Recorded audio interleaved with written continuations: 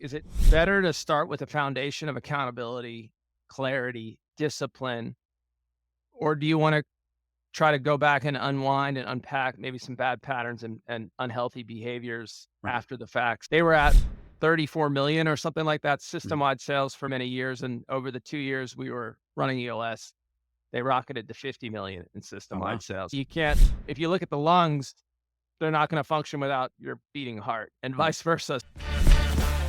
Welcome to the Franchise Freedom Podcast, where you can escape the corporate trap through franchise ownership. Here's your host, Giuseppe Grammatico, the franchise guide.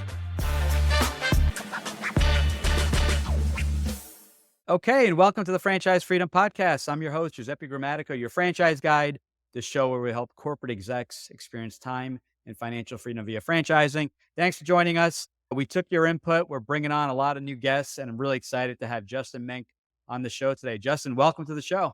Hey, what's going on, Giuseppe? Good to be here. Yeah, Thanks for man. having me. Very excited. So I wanted to bring you on the show because I've been talking about the book Traction by Gino Wickman and the Entrepreneurial Operating System. And I'm like, you know what? It's been several years. I've never had anyone on this show to talk about it, probably explain it much better than I can. Before we do that, wanted to maybe give the audience a little bit of background. Who is Justin? What do you do? And then we'll dive into EOS. Yeah. So I'm a lifelong entrepreneur. I got the bug in my 20s. I had this corporate desk job and started a side hustle on the weekends that was a lot more fun and lucrative than my 9 to 5. I've had a lot of different experiences working with startups. Founded a company in Dallas about 10 years ago called Music Audience Exchange, and today that company we've raised almost $15 million, done well north of 100 million in revenue. I have 100 employees, but I got pretty sick on that journey. I was working 80-hour weeks and I thought I couldn't hack it any longer. Entrepreneurship was just chaotic, stressful, sacrificing health, relationships, time for any other interests in life. I thought I was done with entrepreneurship, went back into kind of how I got started in my career, enterprise sales, and discovered the book Traction, Get a Grip on Your Business by Gino Wickman. It's what brought EOS to the world. And I was really inspired that there are answers to questions I didn't think it had answers. And entrepreneurship doesn't have to be so chaotic and stressful. So joined a startup venture and we ran EOS, and it was completely transformative. We over a 6-month time frame, it took us to fully integrate EOS.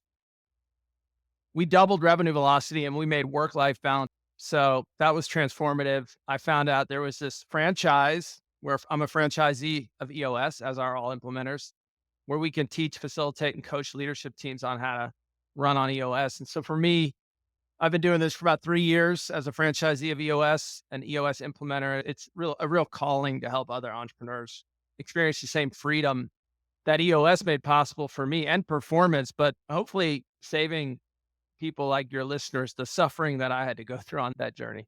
That's awesome. I didn't, it's funny you mentioned, I didn't even know that you were a franchisee. Yeah. I didn't realize that. So that's something new that I've learned today. And to your point, being a business owner for 20 years, going back early on to get my graduate degree, this should be a course or maybe just the MBA in and of itself. It's the stuff that I felt like going through the process, just figure it out, right? Just work like you just figure it out, work a little bit less and hire an assistant and it all works out. And it doesn't. There was never really a way of really figuring out it in a process of going about it. So can you talk to us a little bit about, so what is EOS? Maybe the different parts, spending maybe a minute on each, but just talking about what it truly is for that person that is completely overwhelmed. Maybe they own a franchise, maybe it's a startup, and they don't even know where the heck to start. Yeah. If you had to strip it down to its essence, it's just a simple set of practical, proven tools that leaders can deploy in the business to help them get more of what they want from the business. Mm. So fundamentally, it's all about getting a leadership team, ultimately an entire company strong in what we call vision, traction, and healthy. So vision from the standpoint of getting the leadership team aligned on exactly where the company's going and how they're going to get there together. We think about traction, just discipline, accountability, everyone executing every day. And healthy is teams that are cohesive and lack politics and self-interest and blame. And it's really just all about how do we get better together. And they're just world class at solving problems, because we know a lot of times leadership teams just aren't cohesive. And so ultimately, as goes the leadership team, so goes the rest of the organization. You got a team top to bottom everybody understands the vision, Mhm. feels like they're an integral part of that story, and they know how they're contributing. And they all believe in the same things at their core. You've got all that human energy in a company, all those arrows that are typically pointing in 100 different directions. You got harnessed all of that. Everyone's pointing in one direction, Right. making progress towards the achievement of the vision. And you just got teams top to bottom that are world class at solving problems and really enjoy being around each other. Kind of creates that locker room championship mentality. Right. Yeah, you got to be all on you got to be all on the same page, right? Without that vision, everyone's going off in their own directions. So you start off, so someone is struggling, right? They business maybe is going really well, but they are, as you mentioned, putting in 80, 90, 100 hours a week, something that's just not sustainable. Do you work with, what if they only have one employee? Can this be implemented? Is there kind of a minimum number of staff? What are requirements in order to make this work and to make the training work for them? Yeah, it's a good question. And it's a question I get a lot when I train franchisees Mhm. because they're always two, three, four people business when they're just starting out. I run EOS with my one assistant and with my wife, actually, Oh, wow. believe it or Okay. not. Yeah. And so as you grow and evolve, the way that you leverage and use the tools within EOS are going to evolve. But I always preach, look, is it better to start with a foundation of accountability, clarity, discipline, or do you want to try to go back and unwind and unpack maybe some bad patterns and unhealthy behaviors Right. after the facts? There's a lot of details that we could get into around how a 1, 2 person business could use EOS tools, but creating a vision that's clear and compelling, using that as a hiring tool, creating structure for the company to give you some clarity around how to grow and scale. All those are powerful tools from day one. Awesome. So if someone is in need of assistance, you actually, so I guess maybe walk us through maybe an example. Obviously, there's so many different areas. We can't get into them all. So maybe just an idea. So someone is struggling. You go into not only just going over the ideas of EOS, but when you talk about implementing, like actually opening up their schedule. I know for me, just with my schedule, like I would always put personal stuff first, and then and whatever was left was reserved for business. So how do you help them just with, in the very beginning, time management, just getting their life and their time back in order? Yeah. When I work with a client on an implementation, it's a phased process and Mhm. it involves locking me and the leadership team in a room for a full day and getting the leadership team started with a foundation of tools that they can immediately deploy in the business. A lot of these models, when you start building the vision first, it feels great, but the halo effect is pretty short-lived because you go right back into business and right back to where the water's flowing. So Right. we start with this foundation of execution. And then once we got a sample size of data, we get to stress test it a little. Then that gives us a great foundation to lay down a vision for the business that really sticks. But there's 25,000 companies that have used an implementer like myself, but that there's hundreds of thousands that run on EOS without an implementer. And Mhm. so it's a set of tools that harmonize and orchestrate all the moving parts and pieces of the business. So there's some best practices that a leadership team can take to deploy EOS without having to hire somebody like myself and phase it in. We don't have time to get into all of it, but Right. I would highly recommend a great starting point is the book Traction. Get a grip on your business. I've got about 200 copies laying around, but this is the tome, and that's enough to get any leader started on how to start layering these tools into the business.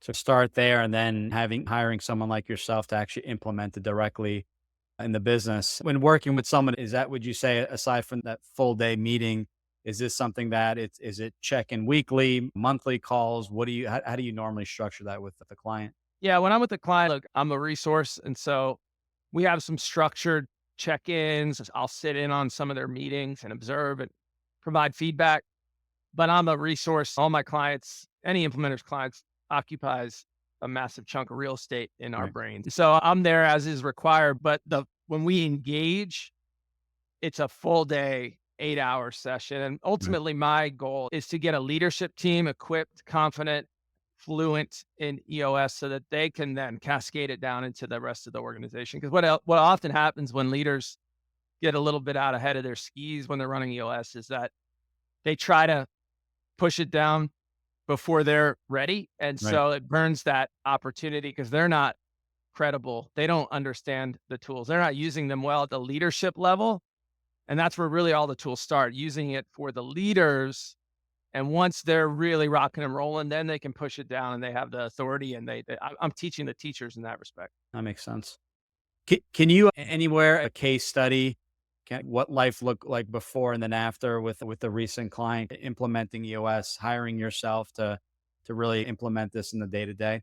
Yeah. Yeah. I've got one that comes to mind is I just recently graduated them. It's just between a franchise, just between friends, visionary owner, founder, running the business for almost 20 years. And in the 2 years that we implemented, she sold the business to another franchisee. So that transition was a really smooth one because EOS helped them through that change management and, in fact, energized the franchisees in the system. But it also, just from a pure performance perspective, they were at 34 million or something like that Mm. system-wide sales for many years. And over the 2 years we were running EOS, they rocketed to 50 million in Oh, system-wide wow. sales. So great success story. But honestly, the number one, when there's been about 25,000 businesses over the course of 17 or so years with Mhm. Gino Wickman as the first implementer. And when surveyed, the number one thing that leaders say they get from EOS is a better quality of life. So hard to quantify that, but that freedom that it gives leaders to really get what they want from the business and really feel like they're in control versus the business being in control of them, which often happens. That's what our clients tell us is their biggest benefit. And that's the most important thing. There's so many aspects of a business, but it's quality of life. It's a hard one to what's next. Money is always important, but what good is that if you're working 100 hours a week? When we talk about EOS, and I know you work with franchise brands, so that's where you're working directly with the franchisor and they're able to assist and work with all their franchisees. There are a lot of people running their franchise as semi-absentee. They're running it part-time. And I don't know where this term came from, but the idea of phantom equity and having your general manager getting that quarterly distribution, having some skin in the game. Is that from EOS? Because that seems, as I was talking about EOS, I kept hearing more and more about phantom equity. So I was just curious. Phantom equity is not an EOS term, but Not okay. no, but it's interesting that you bring that up because I do work. I'm just one in particular comes to mind. He and his team are multi-unit franchisees. They own 26 concepts that are part of a holding company. Mhm. And one of the things that he is getting from EOS that we've talked about is the fact that, and he wants, is that when it's a single unit owner operator, they got their blood, sweat, tears in the business, and they're in that unit, that store, that service center, with the customer, and they care. Right. And when you have 26 locations and you are semi-absentee and you're building a team, what EOS can really powerfully do is create a culture of engagement Mhm. and identify right people who fit the culture like a glove, who are in the right seats, being held accountable for consistently excellent performance, and then align the incentives. Everybody feels like they're on this journey together and they all have incentives to win together. And man, it's powerful for those multi-unit franchisees who really want to make sure that they can push culture down into all the units that are part of their empire. That's huge. Everyone's the journey together. As I look at it, everyone benefits there, whether it be more time, whether it be more money. But that's I think culture, and that's when people look at franchises. They look at that. It's how do the franchisees play with one another? Do they get along? I jokingly say, as my kids, we all have to get along and have a good time together. But I think culture is huge. I think not the same things are important to everyone. I think implementing EOS and for those people stuck and I think I talked to a lot of people, they've maybe don't have an implementer. They've read the book. They're in between. What advice do you have from them? They're stuck. Is it time to hire someone like yourself? What am I doing wrong? I read the book. I've talked to quite a few people. They read it and they haven't done much with it. They're like, I had some great ideas, but I'm in this limbo stage. What advice would you have for them? Yeah. Look, change is uncomfortable always, right? Growth is never a comfortable thing. And I think EOS is difficult to deploy for a lot of companies, especially ones that have been operating for a long time. They've got their sort of ways and means and methods of doing things. And so a lot of the trouble that I see companies have when they try to self-implement, when they're doing it without the help. And it can be done. I did it and Right. it worked. Um, if it's just one leader's thing and all the leaders are not bought in, that becomes an issue because really EOS works when it's a collective effort. There's collective will and a willingness to be open and honest with yourself and those around you, and really being more uncomfortable with the status quo than you are with change. So if there's not that even playing field where all the leaders are bought in and there's not that collective Mhm. will to change, then it's probably going to be tough because one leader is going to run it, the other's not. It's going to feel like it's political. One team's going to use it in a Right. different way. You really need everybody operating on the same playing field. So that's super key. The other problem is when you try to use certain tools without using others because it's a system. Right. And it's like the human body, right? You can't, if you look at the lungs, they're not going to function without your beating heart and Right. vice versa. So when you try to use certain tools and leave others, it's just going to be watered down versions. I certainly advocate and running EOS in any way, shape, or form is simply better than not. But those are some of the hangups. So collective buy-in and a collective will is really where those are the fundamental prerequisites to making it work. Awesome. No, I appreciate that. And this works for every business. I'm working with some right now, looking at a coatings business in the home service space. And he's actually a surgeon by trade. And when we were having a conversation, I actually implement EOS. He bought the book. He's doing it himself, although struggling a little bit, but I implement it in the business. So it was nice to hear. It's wow. I've been hearing it. I'm in the franchise world, but you're hearing it in people's practices, attorneys, surgeons, and everyone in between. This has been awesome. I'm going to include in the show notes or in the show, we're going to put a graphic of kind of the wheel and vision, data, process, traction, issues, and people around your business. So I think that's just that graphic alone would be super helpful. We'll link the book Traction as well, the Amazon link. And what's the best way people can get a hold of you if they have any questions, would like to start working together? Yeah, I appreciate it. And even if you're not interested in working together, help first is one of our values. So if any of your listeners just need a perspective from a professional, I'm always willing to do what I can to help anybody who wants to help. LinkedIn, I'm all over LinkedIn. I post just about every day on all things EOS and leadership. So just look me up, Justin Mink. I have a newsletter. It's called Mink in a Minute. It's a little 60-second or less chunk on leadership and EOS tips and recommendations that goes out once a day. It's at justinmink.com. Or if you want to learn more about EOS and my practice, you can go to eosworldwide.com/Justin-Mink. Justin. All right. We're going to put that all in the blog as well as the show notes. Cool. Anything else we didn't discuss? I know this is a lot to cram in a short episode, but any words of wisdom before we sign off? No, I would just like you asked a great question at the outset, which is always starting with a foundation of a healthy culture, a crystal clear vision, accountability, having a team of right people in the right seats, really defining what that is from day one. That's going to set you up for success. So if I were a franchisee, like this would be the absolute pillars of how I structure my business. And it gives you a really healthy platform to scale the culture and the kind of performance and life that you want from your business. Awesome. No, I appreciate it. And I'm hoping more and more franchises implement this. We talk about the freedoms of that business ownership can create quite a bit. So it's exciting to see franchisors working with people like yourself, helping every new franchisee. Many of these people have never owned the business before. So that alone is brand new. So just starting that foundation, setting it up properly. Listen, Justin, I really appreciate it. Been looking forward to this. We'll put everything in the show notes. So if you have any questions for Justin, want to check out the book first, it'll be in there, and I appreciate it. And maybe as a thought, maybe having you come back on later on in the year, and maybe we'll dive into some areas or specific case study. Would love to do that if you're open to it. Yeah, I'd love to be back.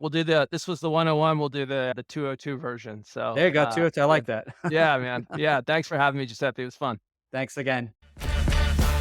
Thanks for tuning in. If you want to learn how to make the transition from corporate to owning your franchise, join Giuseppe on the next episode. You can also follow on all social media platforms and achieve financial and time freedom today.